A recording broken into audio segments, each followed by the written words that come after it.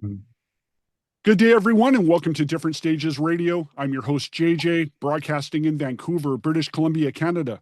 And my guest today, you know him as an educator, writer, photographer, podcaster, and of course, for his phenomenal guitar work with Testament, to Savatage, to Metal Allegiance, and of course, the Alex Skolnick Trio, who just Hmm. released their brand new album, Prove You're Not a Robot. Please welcome my guest, Alex Skolnick. What's going on? Hey JJ, how's it going? I'm doing fine, thank you. Good to see you. Pretty excited Good. about the new record. Bitch and Oh, thank bitch you and so bitch. much. Yeah, Glad you dig solid, it. solid, solid. You just wrapped up a run last week, correct? Or a few days ago? Yeah, just last week we wrapped up a run on the East Coast and Midwest, and we have upcoming dates in January in a few cities in Texas, and also up and down the West Coast, including Los Angeles, Seattle, Portland, San Francisco Bay Area. I was hoping for Vancouver. I don't Yeah, know why we haven't been able to get there yet. I've asked my agent, we it sometimes is a challenge because I'm seen by a lot of music promoters as the guy from Testament, quote unquote, mm, and it's assumed it's going to be a shred fest and walls of stacked amplifiers and a giant drum kit, and it's not that at all. It's actually a proper jazz venue approved concert. So, exactly. Yeah. So we may need to discuss after and see if we can maybe try to make this happen. If there's maybe a day off or something in between that we can maybe add another date because we can maybe explore options. But those oh, if dates we start can, we get those an invitation, and anything's possible. exactly. So those dates start in January. Are they They start all? in this second week of January. We go to Texas, Mhm. starting January 8th. And then we have I don't know if there's any days off. It's pretty much a full-on tour through California, Oregon, and Washington State, and then the Namm show, which is the annual music convention that takes place every year in Southern California. That's going to take place right after this tour. So we're basically going to be working our way into that, and including a performance at the Namm show. Also including a bonus Metal Allegiance show somewhat as well, I believe, on the 22nd. Yes, yeah, I always have a great lineup of concerts during Namm. One of them is Metal Allegiance, which for the last several years has taken place on the Thursday of Namm at the Anaheim House of Blues, and I'm really looking forward to that. And Friday night, I'm playing with my trio at the Marriott stage at Namm, and I believe I'm doing another performance before that with Ultimate Namm Night, which is a big all-star jam. And then Sunday after Namm, I am playing at the Baked Potato in Hollywood with the great Stuart Hamm, who is the first person I ever played with outside of heavy metal. And all these years later, this was back in the 90s. All these years later, we are still playing together and we do several shows a year. And that's going to be Sunday after Namm. That is awesome. But overall, how has the response been so far to Prove You're Not a Robot? Because I think it's just great, just Oh, thank you. as all of your solo albums are. Like I love the trio stuff a lot. I just love that other angle that you provide. So how has the feedback been so far? It's been amazing. It's been amazing. People seem to really get the music, and it's mostly original compositions, except for an arrangement of a Tom Petty song and a mashup of songs by Chick Corea and Yes. And there really seems to be an appreciation of the original compositions, which is nice. And there is some, more what, might be considered straight ahead jazz guitar, but there's also a lot of detours, and it goes many places musically. So we all have wide musical palettes, and I think the music on this album reflects that. Definitely, definitely, and that's what I appreciated too. When I first threw it on, and I'm going through it, and I'm like, well, this is just comfortable. And then you get to like you mentioned the Tom Petty and the Chick and Steve Howe moments there. It's like they're so subtle, and it reminds me of the early Alex Skolnick trio where you do the rush, and it doesn't hit you right away. And I Yeah. really dig that you can add those subtleties, and it's like, oh wait, I know that, but it's such. the subtlety that you offer is just brilliant. Yes, thank you so much. I just translated a review from the Netherlands, and it had a nice quote. It said, "All fans of guitar trios, whether jazz, blues, or rock, will find something to their liking here." There you go. Hmm. And overall, I was curious, like where does this discipline that you have, when I feel that you must have when it comes to playing jazz, of course, and just is how important is that creative outlet for you to be able to express yourself this way? Yeah, it's just a natural instinct. I'm inspired by many types of artists, not just musicians, but certainly musicians and certainly among musicians, certainly guitarists, because it's so cool hearing another dedicated guitarist, obviously, is a lot closer to what I do. So I tend to get inspired. And I just never lost that drive to, when I hear somebody really great, whether it's a classic recording or somebody relatively new, just the curiosity, how are they doing that? What is that? And can I learn from that and add to my own vocabulary? And yeah, it just never really felt like a novelty. I feel a genuine connection to this music. I know I've had an unusual path to it, to say the least. But to me, that's partly what makes it interesting, and I think to some other listeners as well. No doubt. And I wanted to ask how it is working with Nathan and Matt, and how the chemistry is with the three of you, that it just seems to work so well. Yeah, it's worked out great. I didn't know that we would be playing together this long. Very often, when you have a band, people have different musical interests. People move away. They go through life changes. We've had some life changes, but we're all in the same area. When I met those guys, I was still, I was a full-time student. I was sort of a late bloomer university music student on break from my heavy metal career.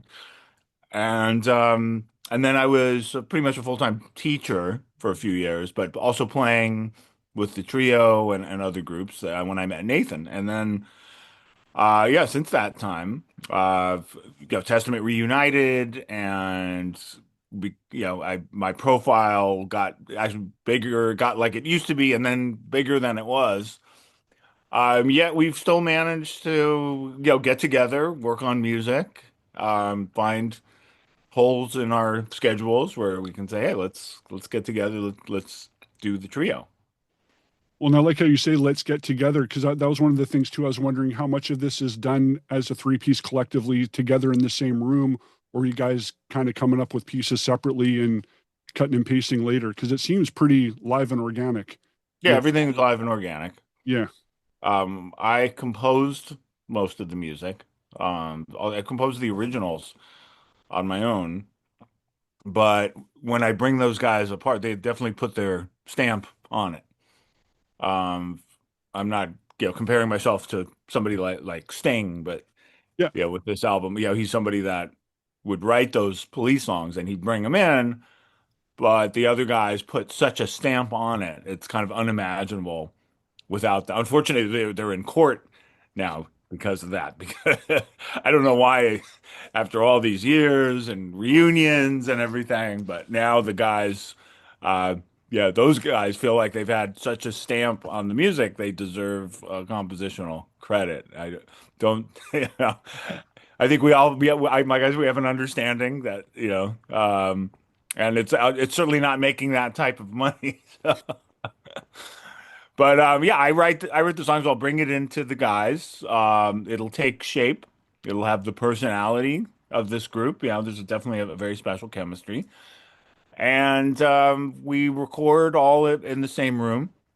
I might add some things. I might add some layers. ZZ Top did the same thing as a trio, as well as the Police. So, we're not purists where everything has to be done live with no overdubs, no fix, although most of it is just played live in the studio.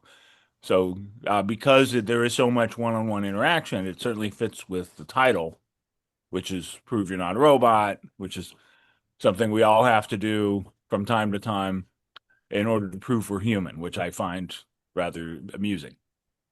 And that probably allows it to be much more comfortable and relaxed than in a live setting, because then you can probably each go off a little bit without really having it be so, tight and rigid.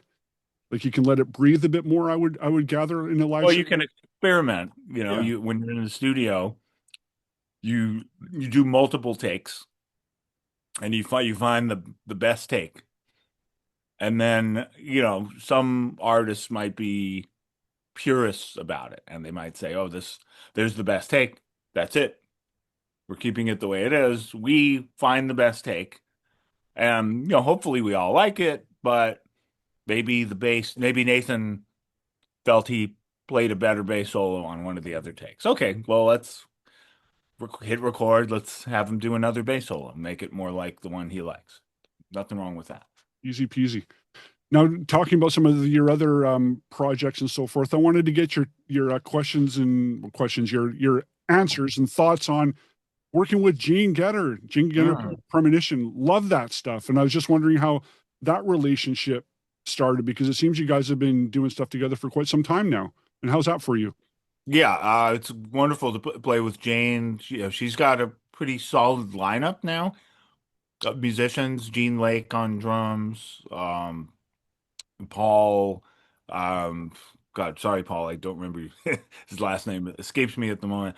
Um, and Adam Holzman on keyboards, and Paul Frazier, sorry. Um, and that lineup for the last few years has been pretty steady. Unfortunately, she's going to have a sub this year on guitar a couple times because my schedule has just gotten insane.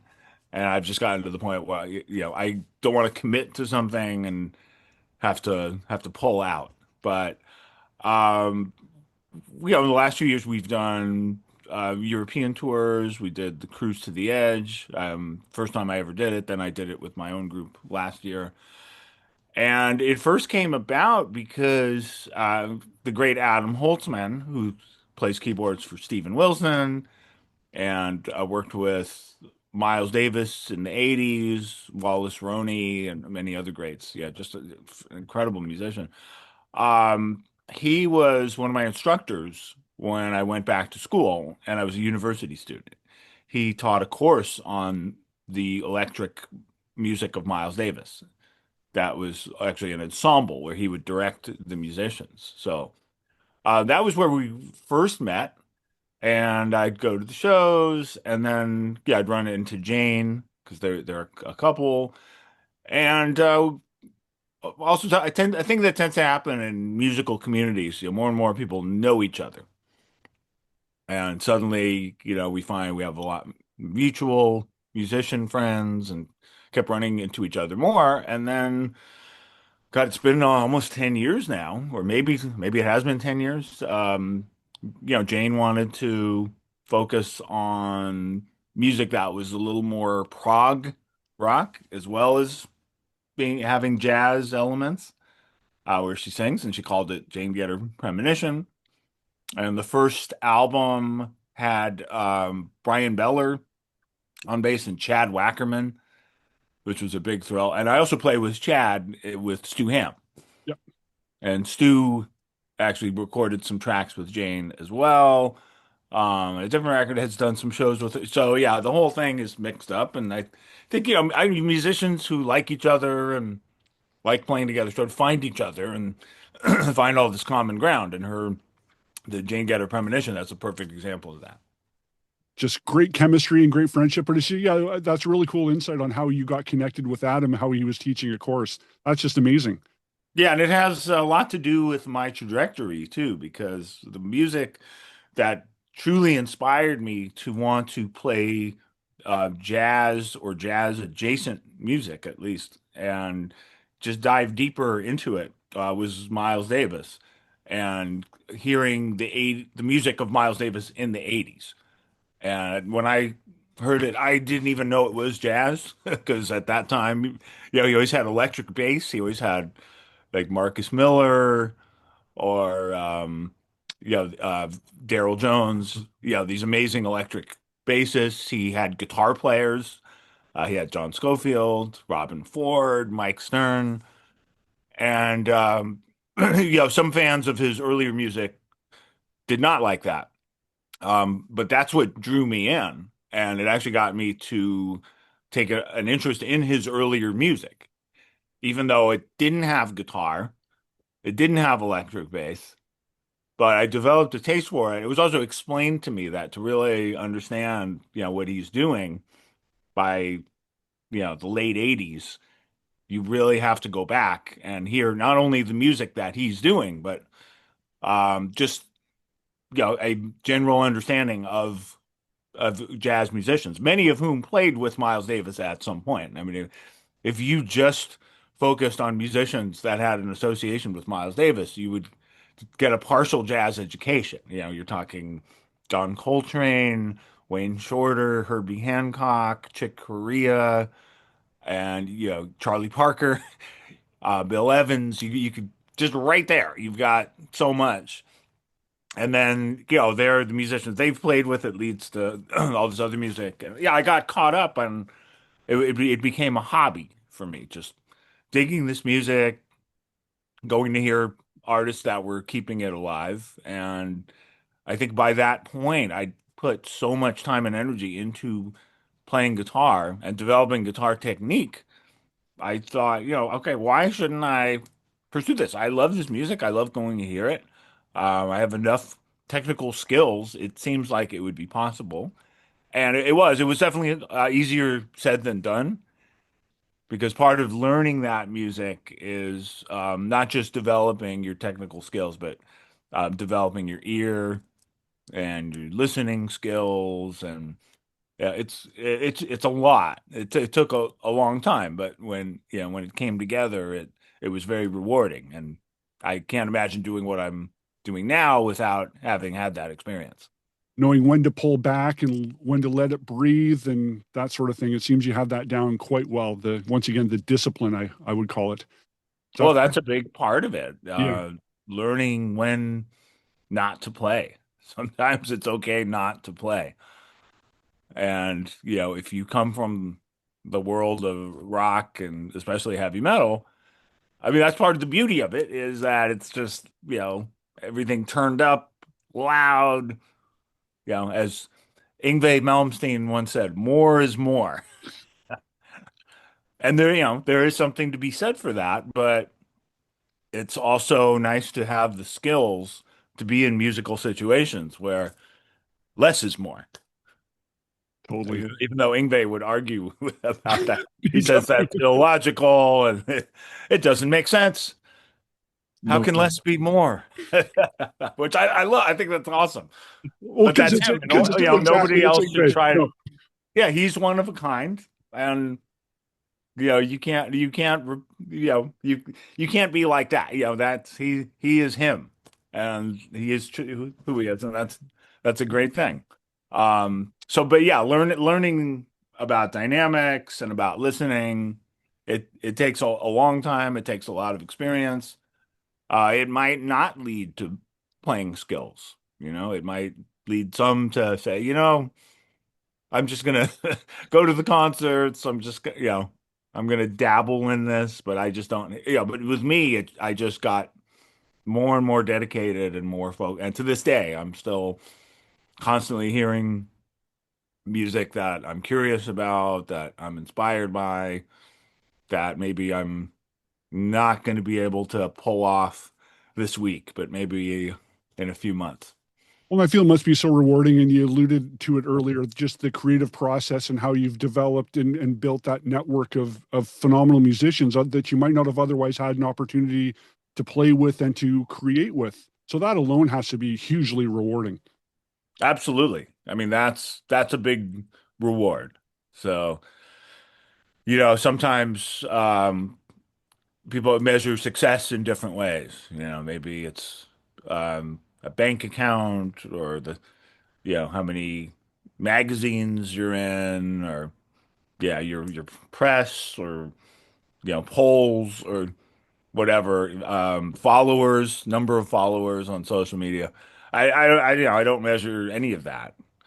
But yeah, the fact that I mean, I'm able to work with so many great artists and call them, and just seem to have the respect of a lot of artists I respect. That to me is success. And you have a great fan base that's supported by the physical product, which is crucial.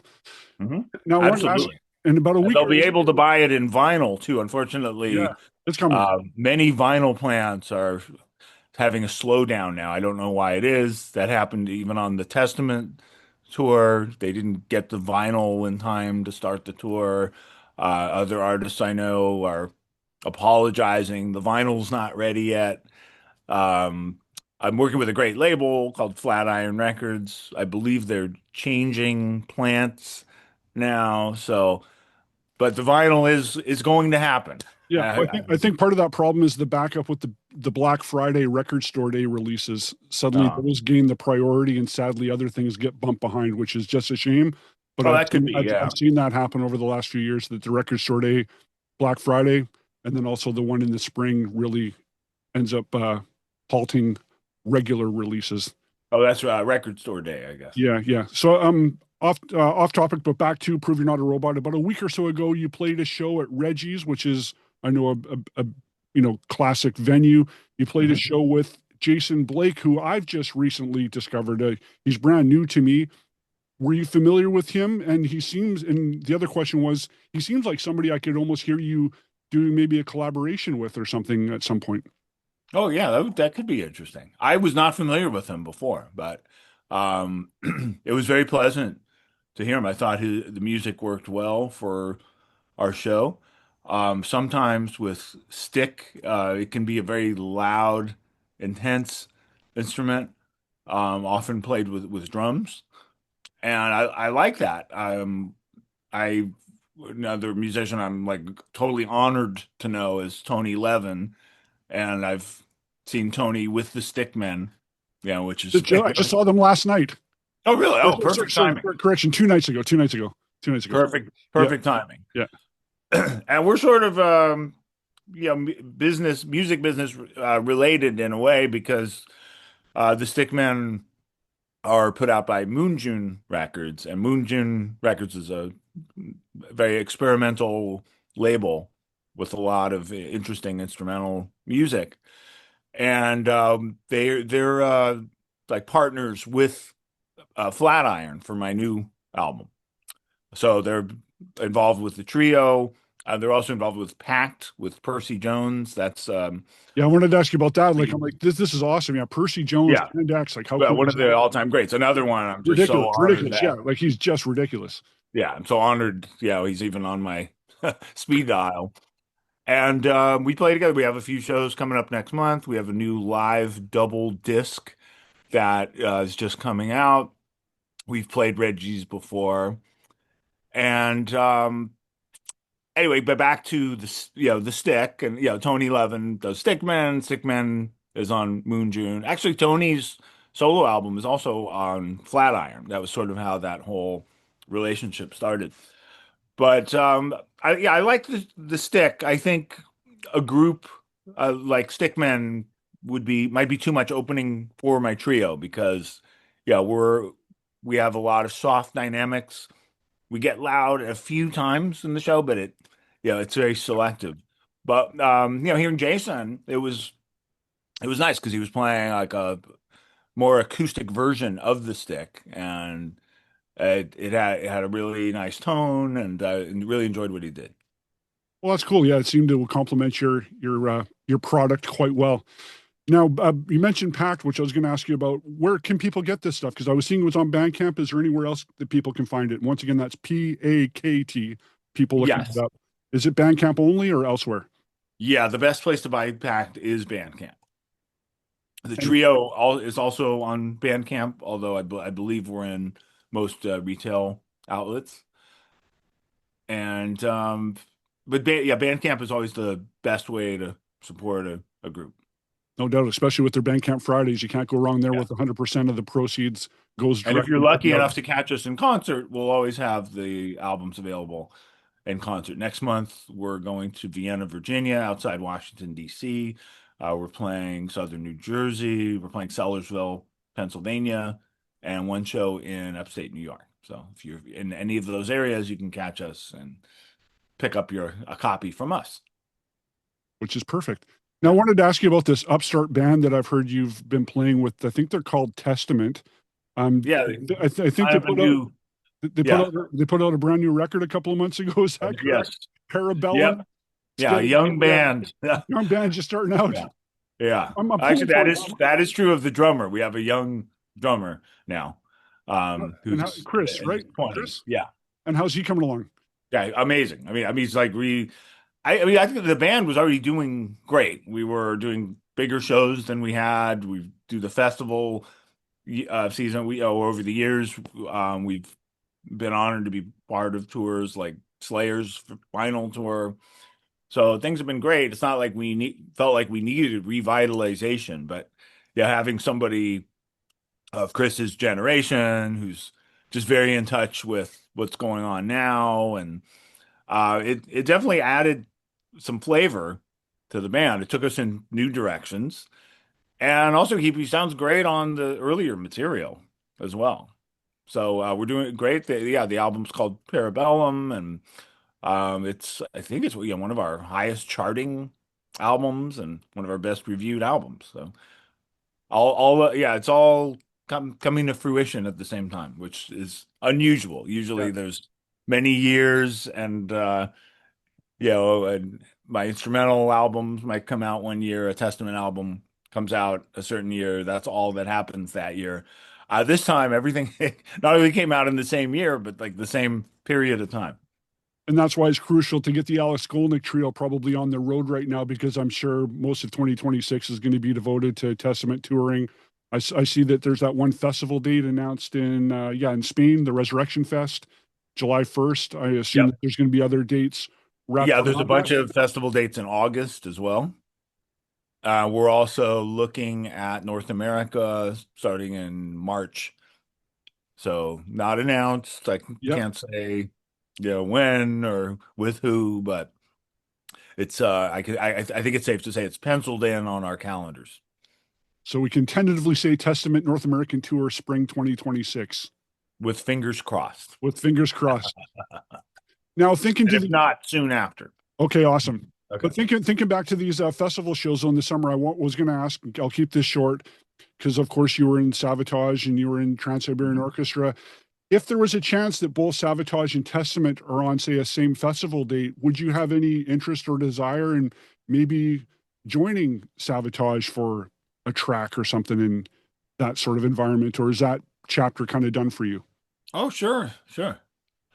I mean, they're more than set with guitar. They've got Al and Chris, so I don't think they need me. But if an invitation was extended and it could work scheduling wise, I mean that's all. It's very tough to do more than one thing at a festival because stages are far apart. Um, Times are usually uh, difficult to coordinate, and they change depending on weather interruptions and bands not making it or last minute additions. But sure, I would absolutely be open to it. Well, maybe it'll happen one day. If the It's great planets to see align, them, finally, being busy again because they've really sort of um, they seem to be experiencing a resurrection as well, which I'm glad to see. so much, so much. No, that's awesome. So once again, Alice Golnick Trio going on the road in January, hoping to add some more dates. Now, are all the dates? Because I was looking online and I was able to find a few. Now, are they?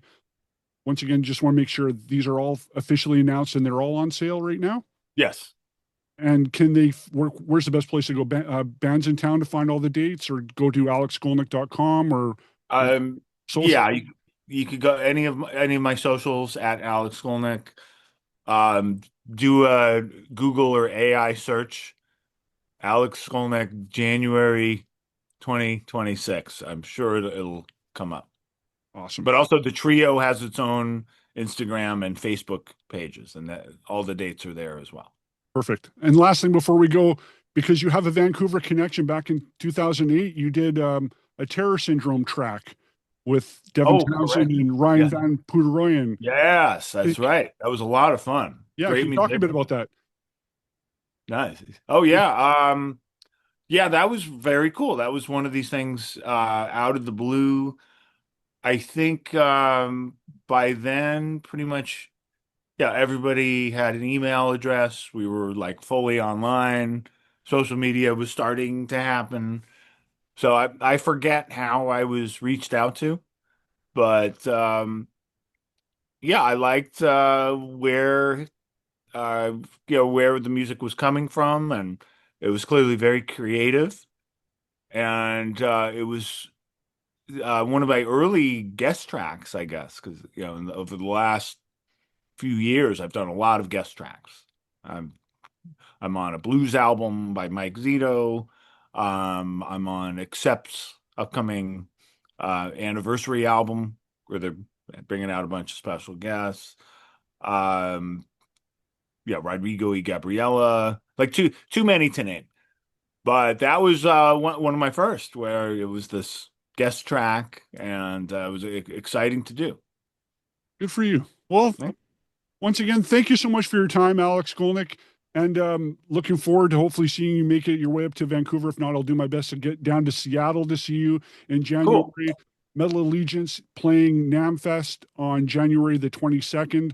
Look for Testament, hopefully doing a North American tour in Yeah, spring fingers crossed. 2026. Euro festivals, of course, in the summer of 2026. And Prove You're Not a Robot. Alex Skolnick Yeah, Trio available now. Go get your get it. copy. This is Different Stages Radio.